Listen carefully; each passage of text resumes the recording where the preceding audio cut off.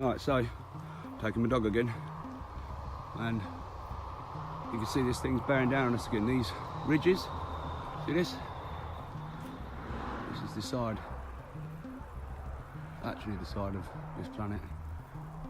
You can see the ridges. They're not clouds, but they're not clouds. Look at the sun as well. See them?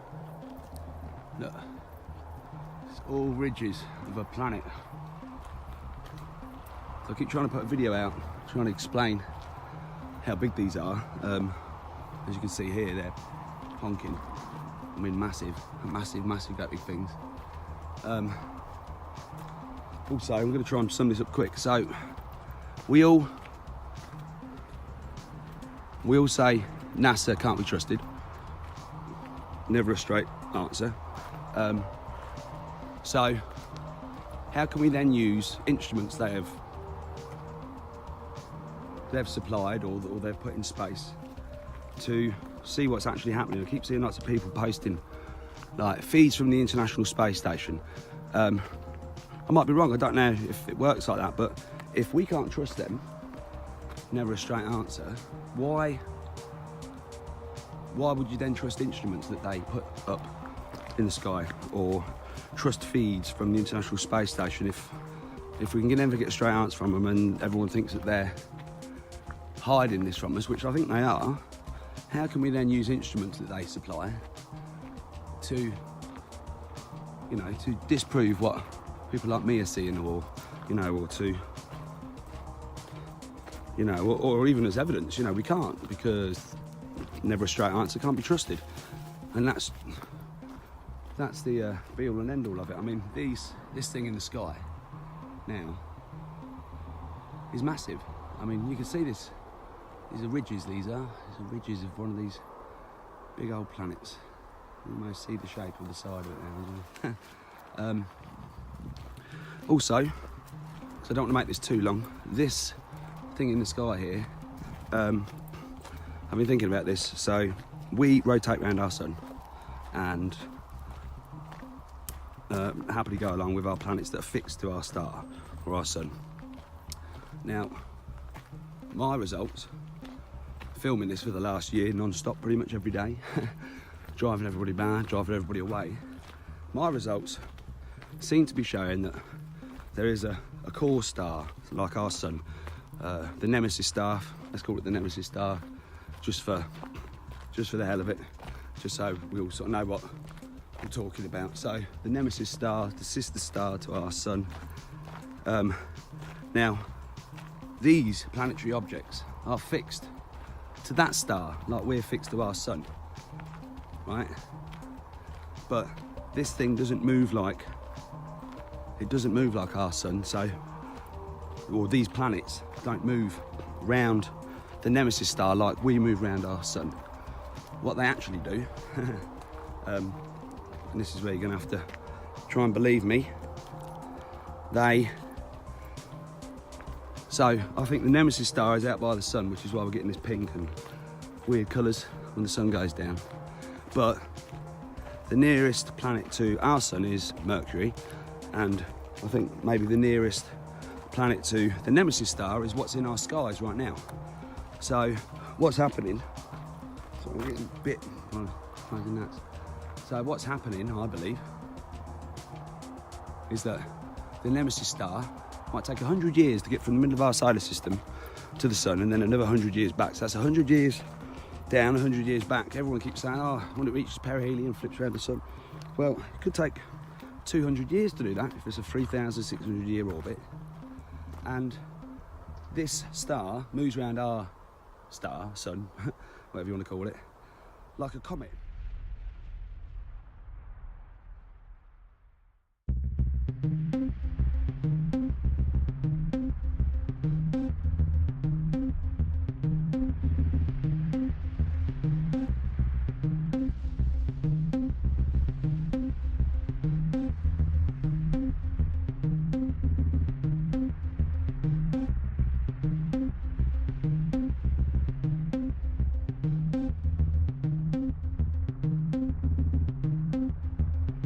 All this doesn't rotate circular, it moves in a linear shape as this star rotates or as it's moving.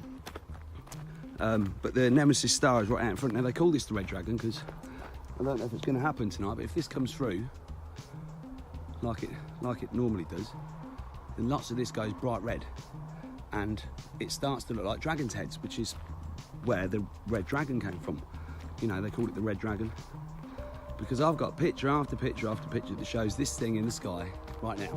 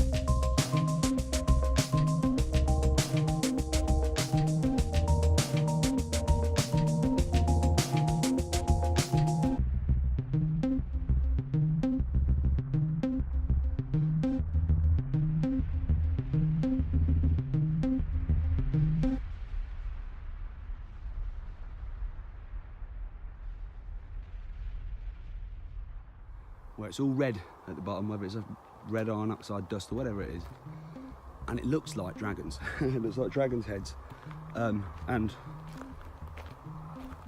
you know, 3,600 years ago, when they probably weren't aware that these were planets, or if some people were on the Earth, not most people, they would interpret it as what it looked like is a red dragon.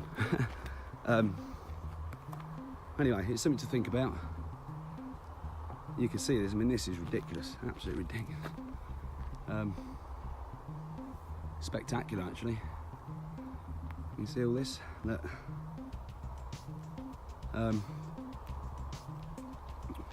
Anyway, I'm not saying I'm right, but it would make sense.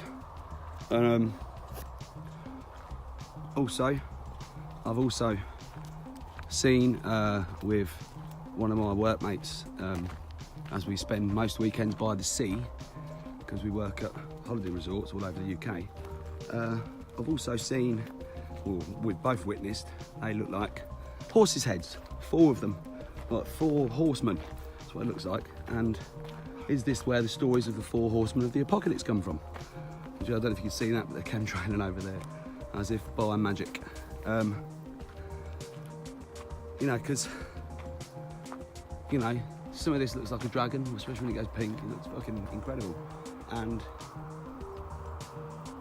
you know, if they were seeing what looked like dragons and horses in the sky, or what looked like formations that look like horses' heads with guys riding them, then you know, this is where these stories come from. Can you see this? I'm just going to try and take it real carefully, but if you can see, you can see all the ridges and formations coming out in this thing, and it's fucking incredible. Look at this, look. I mean, this bit just here, just there, is phenomenal. You see ridges and what look like craters, and then these are ridges. This is a striped planet that's over us, or comes over us. Striped it is, and these are the stripes, and they're not actually stripes, they're ridges that show up in the sky now.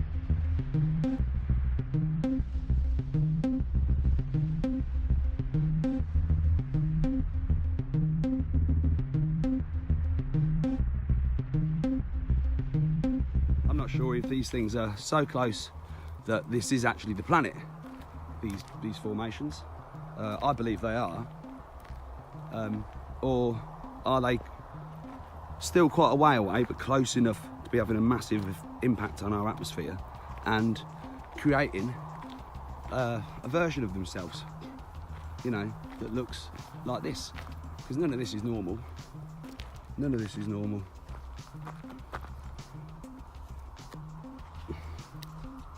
See? You can see it looks like indentations in the sky that look like craters. You can actually see the depth of them. It's fucking incredible. It's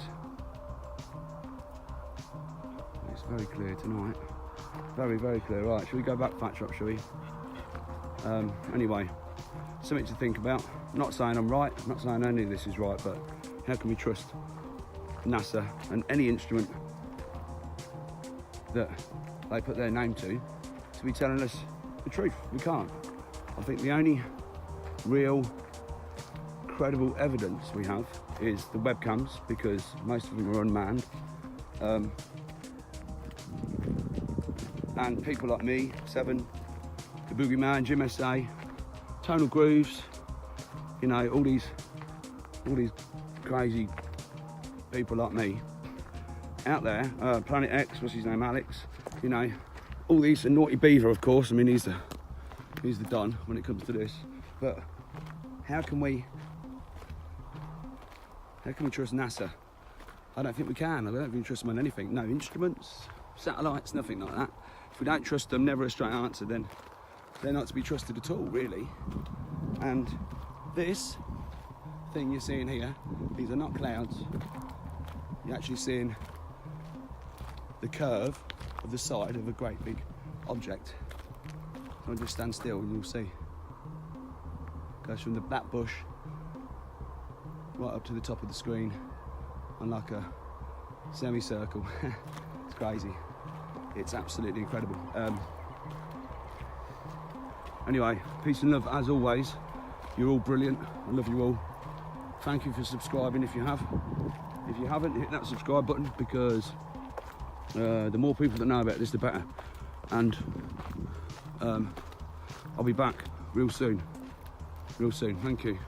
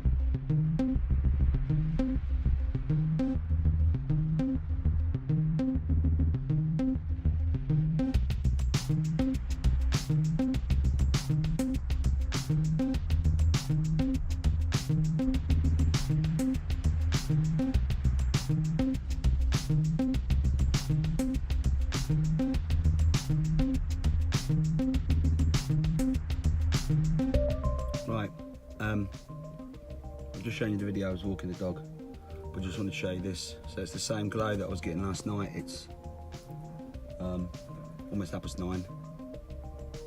And here, look, you can see the classic example of what I've been trying to show for a while is the smoke from the chimneys. See what it's doing? This thing is so low, and it's within our atmosphere enough now to be having that effect on the smoke from the chimneys. You see, and it's what it's doing, is pushing it, rather than going up, it's pushing it along as this thing moves over. You can really see this.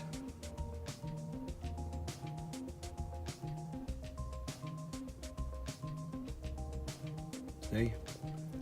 Look how dark it is everywhere else, look. Look how dark it is, look.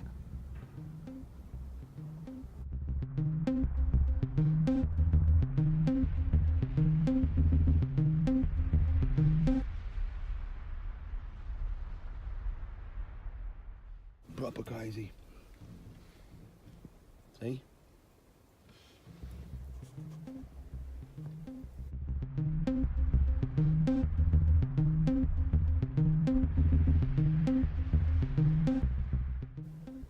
Alright, anyway, peace, thank you.